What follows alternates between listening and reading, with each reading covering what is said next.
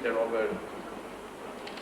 مدير البحوث والتحليل بشؤون التوظيف والاستخدام في منظمة العمل الدولية، وللمنظمة خبرات طويلة وباع في شؤون وإدارة العمل والعمال.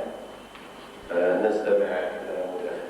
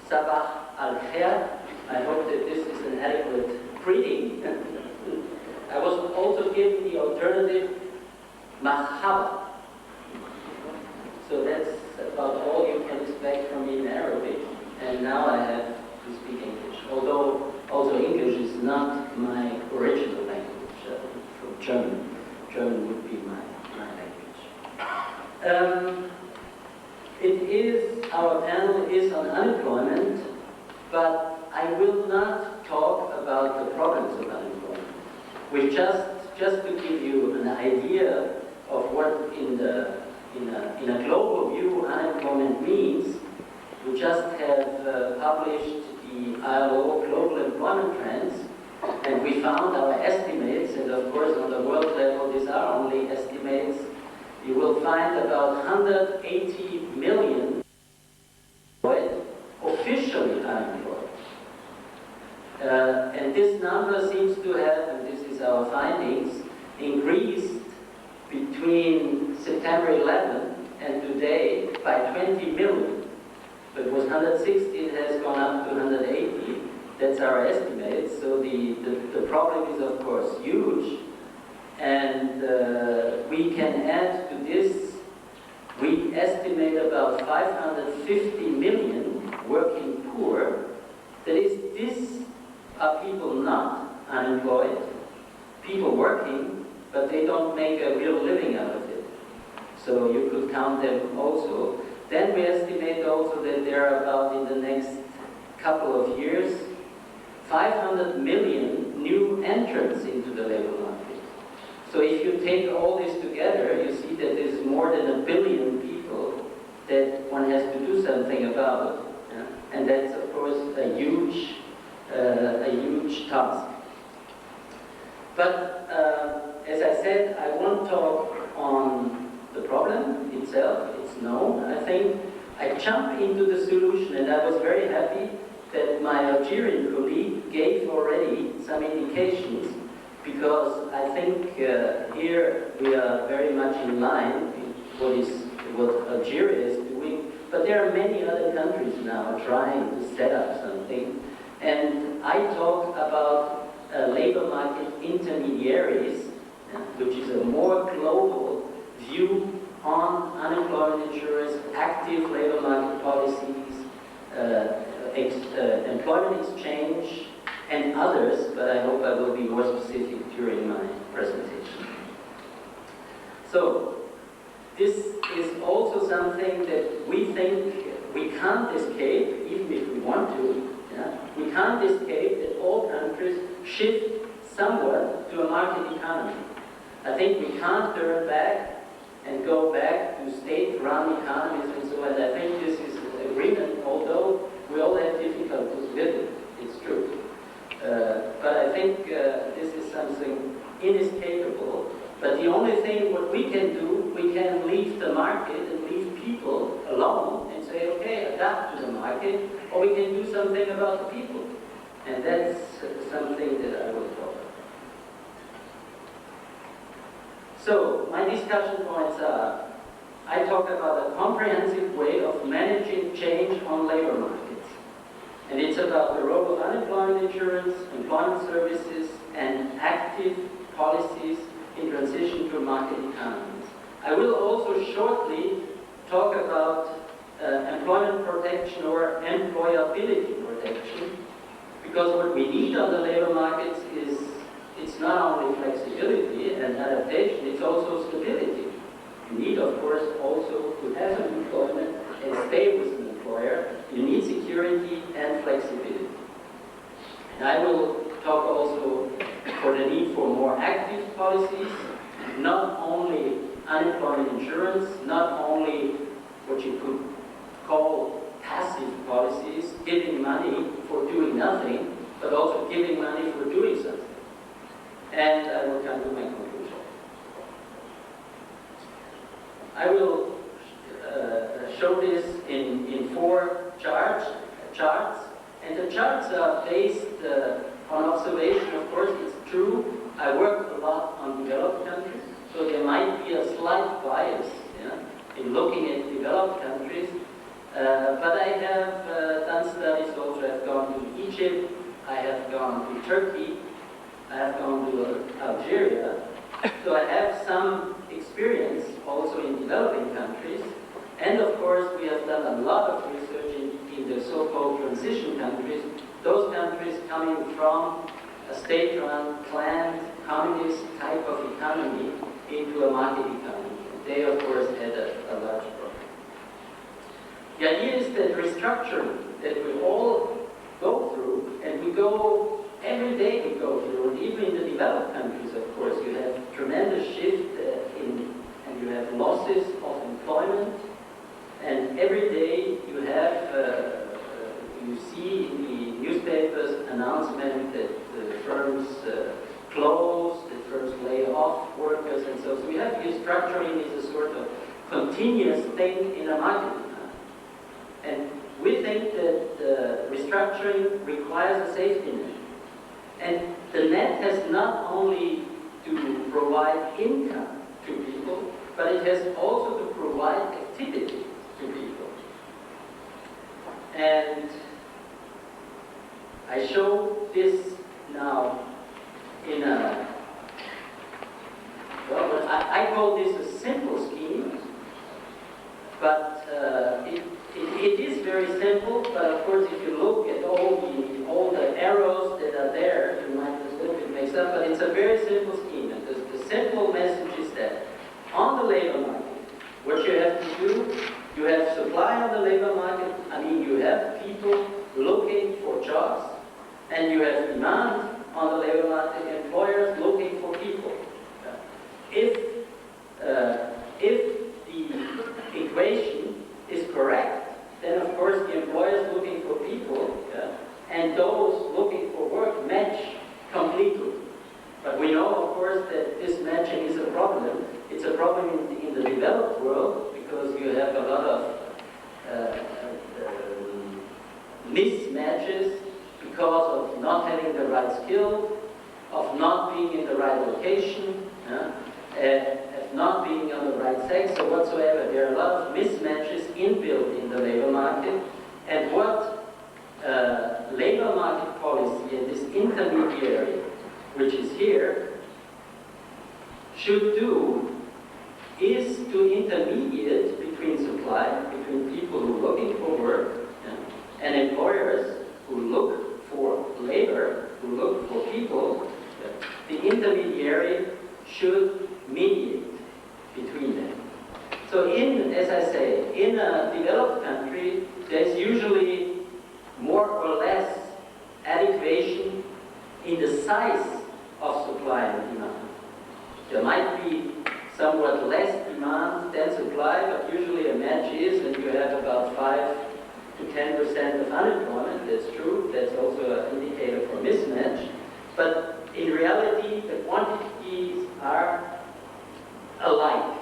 But if you go to developed countries, to developing countries, then of course there is an inadequacy between supply, which is not only people which are restructured or we lose jobs from firms, but also the labor market entries, which are tremendous, young people entering in the labor market, and the demand, which is inadequate. What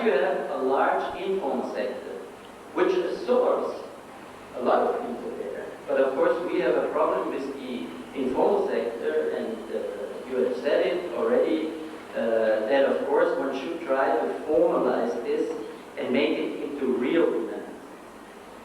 So, but still, the idea is of course, even if this is so, you need this intermediary. You need to start this intermediary.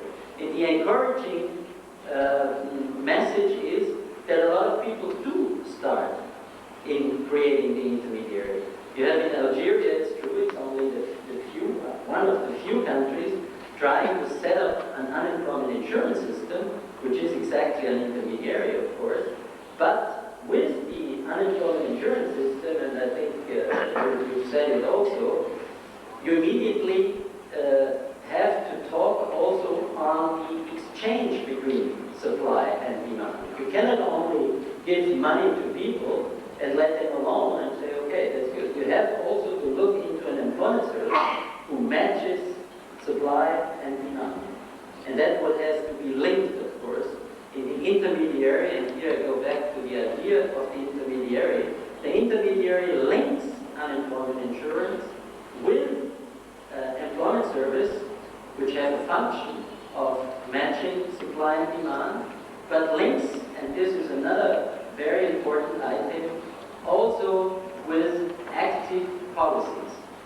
You cannot just give money to people for long periods of time for doing nothing. You also have to provide some alternatives. These alternatives are active alternatives. Training is one, of course, but more than training also you need something like public works or labor-intensive works, and the best would be, of course, to combine all of it. So this is really the idea of the labor market intermediary. Here again, these are the function of the intermediary. The basic function is, as I said, matching of supply and demand, giving flexibility of adaptation to firms and the public sector, but security to workers. One of the functions is an income guarantee while in transition. This is unemployment insurance and assistance as well as early retirement. But you have also to give ways to maintain and improve employability by active labor market policy. This is employability is based mostly on training, but what you have to do, and this I go back to what I said, that for you, of course, there's also deficient demand on the labor market. So one could ask, well, does it make sense to match supply and demand if you don't have enough demand and you have oversupply? Do you create this intermediary while there's not enough demand? I think, yes, you have to do it. And as I said, the encouraging sign is that countries do it. But then the intermediary has also a function, a temporary demand function. And this is, of course, all the labor-intensive programs, public works, building infrastructure. You can do it through labor market policies. And then you have also a temporary demand function that you create the jobs. You're at the same time the employer for these people. And of course, what you need to really have this intermediary functioning is information. You need information on what happens to the people that you have served with programs and that go through unemployment, because it would not be good if people would only stay in the intermediary and never go to the regular labor market, because of course the function of the intermediary is to make them able to go to regular employment. Okay, I passed out this because this would take us too long time. I think for this labor market intermediation that has to be built, this unemployment insurance, active labor market policies, and the labor exchange, there's a strong role for the social partners. I would say also for NGOs, there's a role for setting up these institutions. There's a lot of bargaining, and I think that the social partners, employers, unions, and governments have to work together to set it up. The questions are, of course, who does what? What is the role of the ministry? What is the role of the employment service? What is the role of companies? What is the role of NGOs? What's the role of the private and the public sector? I think it is an area where private and public sector can work together. Then you have to ask questions like, do we want integrated service or not? You know that in the developed world, but also in the developing countries, employment services and the Ministry of Labor are not always integrated, but sometimes they are. So that's another question that you have to ask, to be integrated or not. And then, of course, we have financial aspects. Who is financing this? Then you can do it through payroll taxes, or you can do it through the general budget. You can use donor money. But these are, of course, very important questions that have to be answered in the individual country context. To give you some view here on activation, or what is meant by activation in Europe, you could see activation by sanctions. This means that benefit and duration reductions have been enacted, but you can also activate by incentives. And this is, of course, the preferred way to do it through incentives.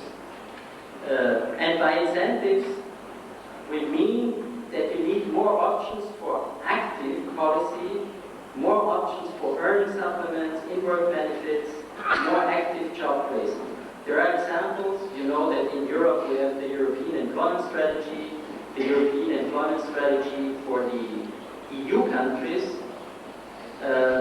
says a little bit the same, says we have to activate policies. You have the New Deal in the UK, which you know that the UK says there is no fifth option. The option is really that you have either a training place, either a regular job, of course, a training place, or work in a community scheme like public works or so, but there is no fifth option that you get unemployment benefits without a return. Yeah. Which is, of course, this option is totally debated in our countries, because some say this is work there. You push people into work, and some do not see this as a social alternative. However, one must say that in Europe, 6 months of drawing unemployment benefits for the young and 12 months of drawing unemployment for the benefits for the adults is possible.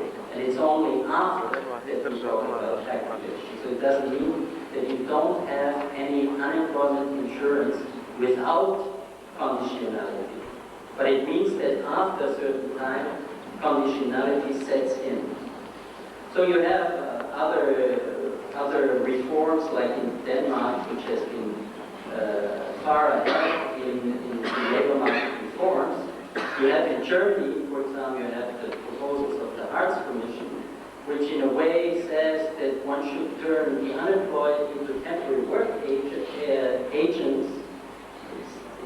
Unemployed can also be rented out, if you want, to firms for a while. Yeah. And you have in France these programs which make also an activation. After 6 months, you have to find a job. You have to be given a job also, because this means rights and duties. It means that unemployed have to take a job, but it means also that someone has to give a job. Yeah? And that's, of course, very important. I just passed this, but just to tell you, for Europe, the activity rate, which is only the part of active labor market policy in the whole labor market policy, which concerns active and passive, has increased lately under the European Employment Strategy, and you see it touches now 40. It is declining a little bit in the recession because up, and of course you have unemployment benefits, and then the so-called passive, well, the income maintenance part is increasing, whereas the active continues, and therefore the share is somewhat declining. Here you have, for example, expenditure, because it's certainly very important to know what the cost would be of a real active labor market policy.